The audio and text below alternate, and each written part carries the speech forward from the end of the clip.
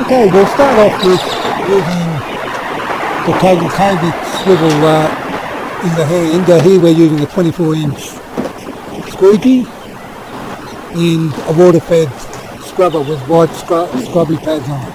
And as you can see, it's quite easily. Just wipe the ledge here. So now we'll proceed to doing it on a little bit larger glass. You can see it's water-fed, white scrubby pad, and I'll just scrub it. I'll just speed it up a little bit. It's just a bit boring this bit, so I'll just speed it up a little bit.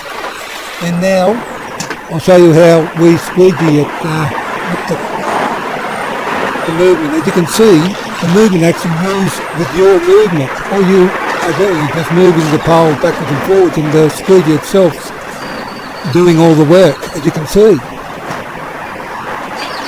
And the next one here that's coming up, we've already soaked it up, and same thing, a little bit larger glass. As you can see, it's all the same, and it's just the same movement. You just got to move back, up and down, and the squeegee itself does its rest. It just moves with the way you're moving the pole.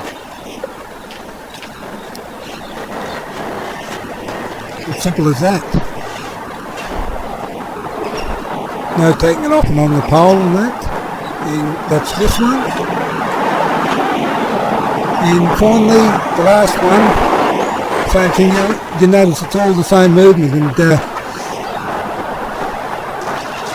squeegee never leaves the pole. That's all you have to do. It's that simple. As you can see, the squeegee itself moving, and not just moving the pole, it's back and forward. And, well, that's just to let people know that's how this works with the Concavex movement. And it saves a lot of shoulder pain, especially if you try to squeegee or long pulses, etc. And well, I suppose that's about it.